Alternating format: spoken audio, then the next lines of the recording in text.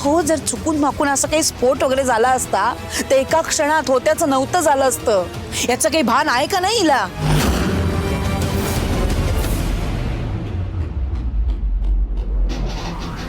माझ्या चिकूचा जीव तूच घेतलायस.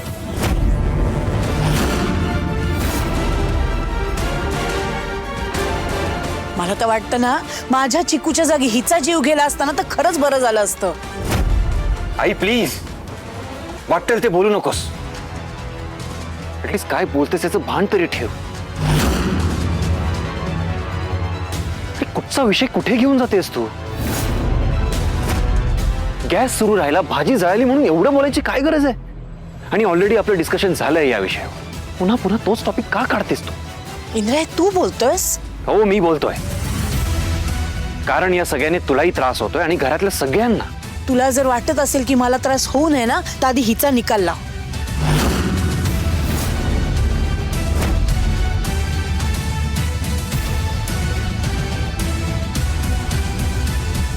ठीक आहे,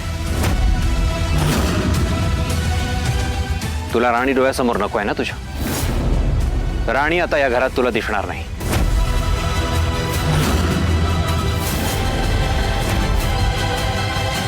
पुढचा 1 आठवडा राणी माझ्यासोबत फॅक्टरीत येईल.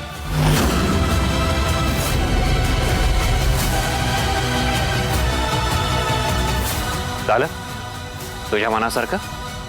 याला काय अर्थ आहे? बरोबर आहे ना? सी, राणी तुला तुझ्या डोळ्यासमोर नको आहे. तुझी इच्छा पूर्ण करतोय. बरोबर बोलतोय इंद्रा. या घरात जर शांतता हवी असेल ना, तर हा एकमेव उपाय आहे.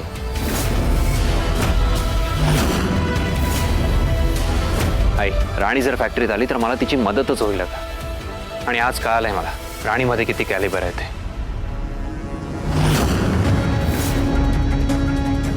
आई, बघ, चिकूच्या विचारांनी मी खूप डिस्टर्ब आहे. माझं कामात बिलकुल लक्ष लागत नाहीये.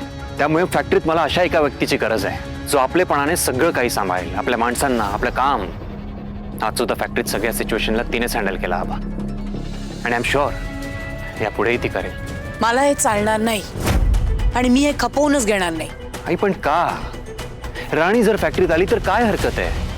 मी हिला फॅक्टरीत जाऊ देणार नाही. मी पुन्हा सांगते, माझा शब्द हा शेवटचा शब्द आहे.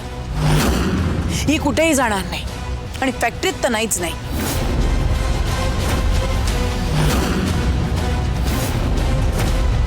का? काय हरकत आहे? ज्यांनी त्यांनी आपापली पायरी ओळखून वागावं. एखाद्या मधली कुवत सुद्धा ओळखता यायला पाहिजे, जी तुम्हाला येत नाही. मी ना हिला चांगलीच ओळखू नये म्हणूनच म्हणतेय, ही मुलगी फॅक्टरीत जाणार नाही. अहो, हिची लायकी नसताना या घरात सून म्हणून राहते ना, तेच खूप आहे हिच्यासाठी. हे एकच गोष्ट तुम्ही आयुष्यभर ऐकवणार आहात का? माझ्या श्वासात श्वास असेपर्यंत. अहो, पण ही मुलगी तुम्हाला तुमच्या डोळ्यासमोरही चालत नाही. मग जाऊ दे तिला इंद्रा बरोबर फॅक्टरीत. तेच तर मी सांगायचा प्रयत्न करतोय. राणी जर फॅक्टरीत आली तर मला खूप मदत होईल. आज जेव्हा मी फॅक्टरीत राणीला बोलवलं ना, मी या सिच्युएशन मध्येच नव्हतो की मी काही काम करू शकेन. त्यावेळी क्लायंट सोबत सगळं डील राणीने केलं. त्यांना फॅक्टरी दाखवली, त्यांचे सगळे डाऊट्स क्लिअर केले, त्यांना इन्फॉर्मेशन दिली. त्यांनी खूप कौतुक केलं राणीचं. आई, राणीमध्ये खूप टॅलेंट आहे आणि म्हणून मी तिला हा जॉब ऑफर केलाय.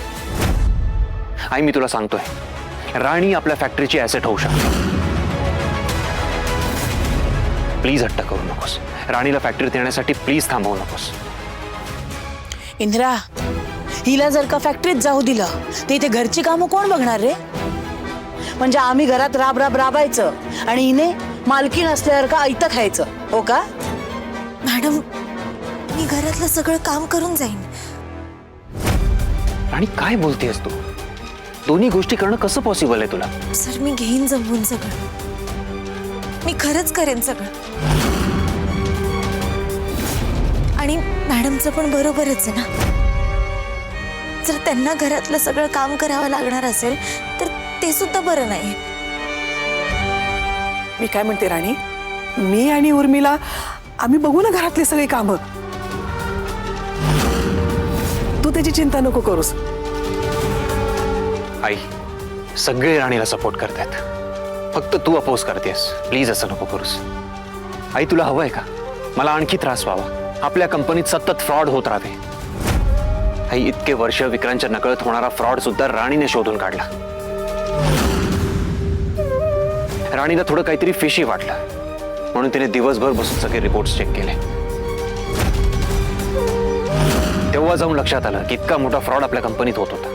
तिने केलेल्या मेहनतीमुळे कंपनीला फ्युचरमध्ये होणारा लॉस थांबला. अगं वा इंद्रा, खूपच ना गोडवे गायला लागलास हिचे तू. भलतीच जादू केली या पोरीने तुझ्यावर.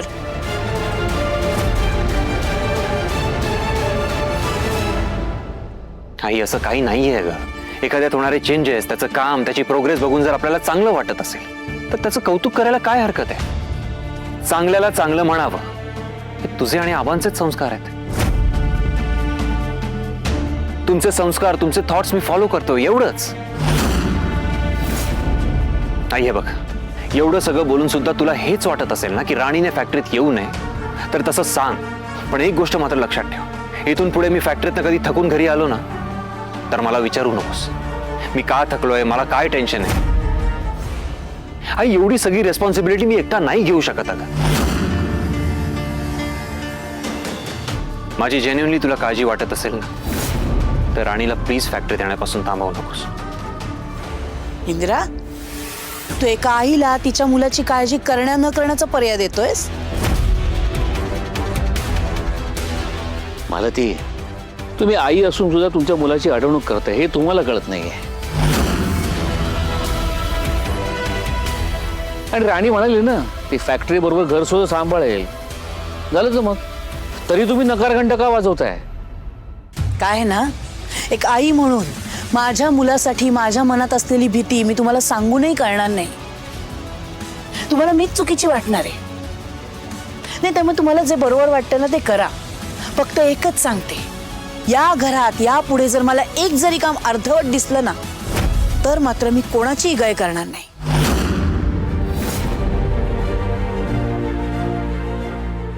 आणि हो इंद्रा, तू म्हणालास खरा की आई तू माझी काळजी करू नकोस, पण आई अरे मी तुझी.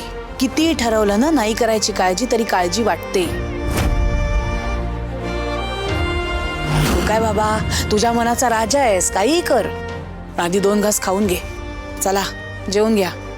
आई म्हणजे तू राणीला फॅक्टरीत येण्यासाठी होकार दिलायस? सिरियसली? मी जेवायला चल म्हटलंय. कसं आहे इंद्रा, मालतीच्या मनातला राणीबद्दलचा राग, अहंकार त्यांना स्पष्टपणे होकार द्यायला परवानगी देत नाहीये. पण नाईलाजाने का होईना त्यांनी परवानगी दिली आहे. उत्तम.